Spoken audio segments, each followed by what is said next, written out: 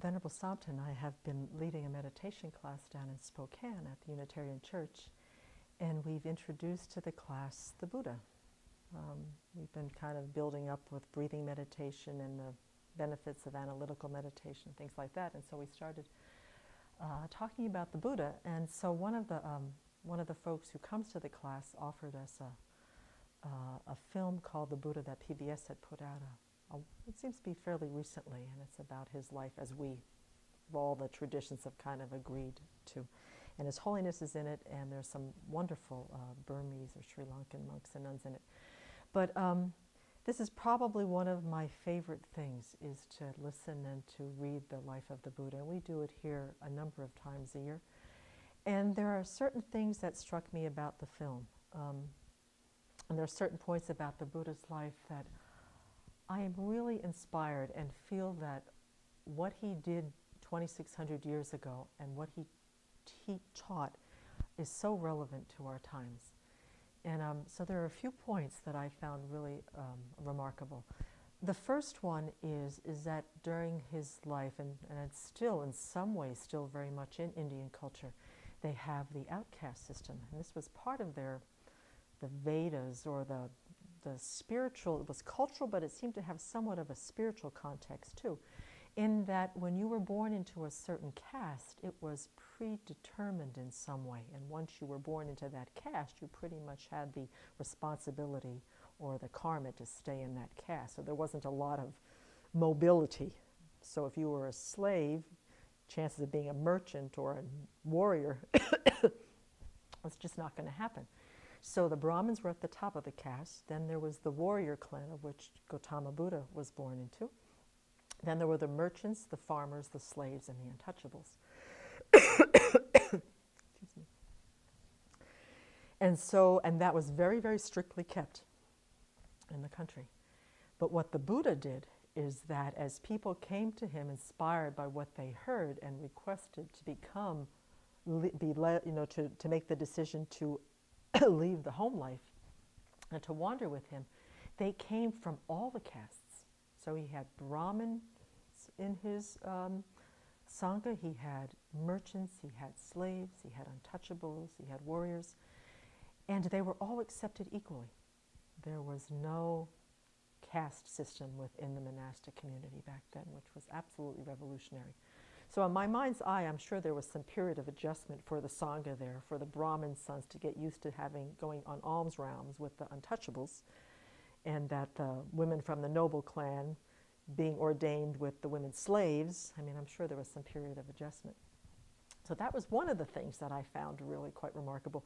And the other one, which we have all, we certainly are very conscious of here in the Abbey, is that it spoke about his courage to ordain women at the time, and that women were either considered to be owned by their fathers, their husbands, or their sons, depending on who was in their life. First as young girls, fathered, then when they were married, they were possessions of their husbands, and then when their husbands died or passed away, then they became possessions of their sons.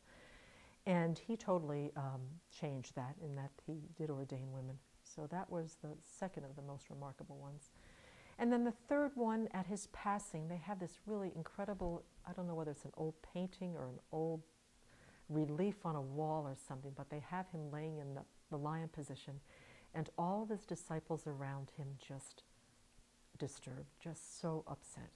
As much as they knew it was coming, he was, 80 years old, 85 years old, they just weren't ready for it. And before he died, he kept reminding them, it is not me that you need to follow.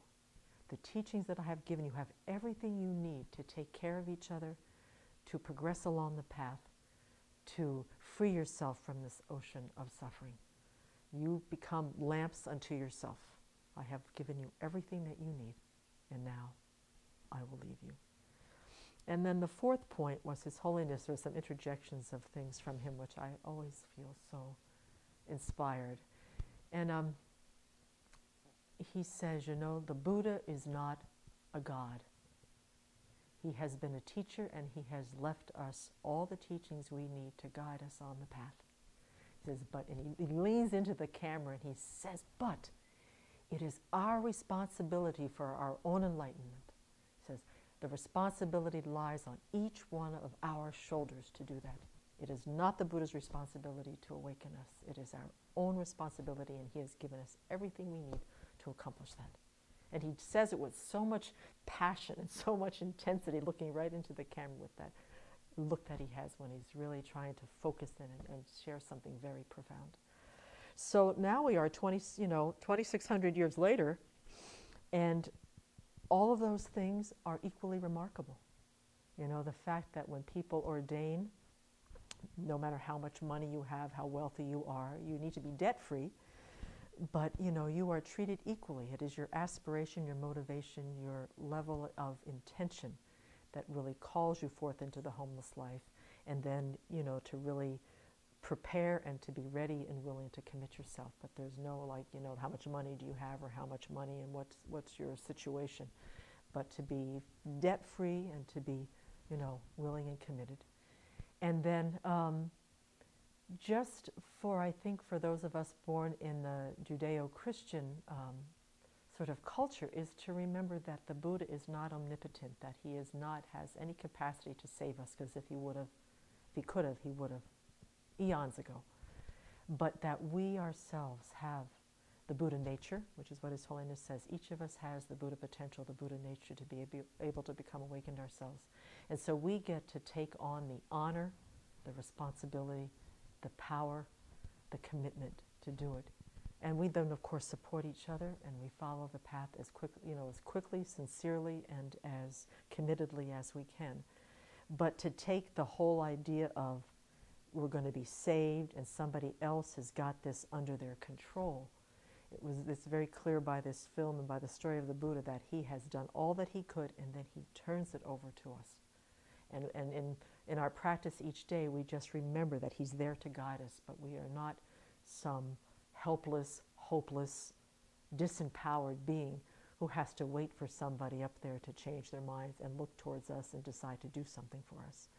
So I think in our century, where we all want to, everyone of every class, of gender, of sexual identity, is to be able to empower ourselves along the path, that this film, even though it's about someone who had lived 2,600 years ago, is still as progressive and as revolutionary and as empowering today as it was 2,600 years ago.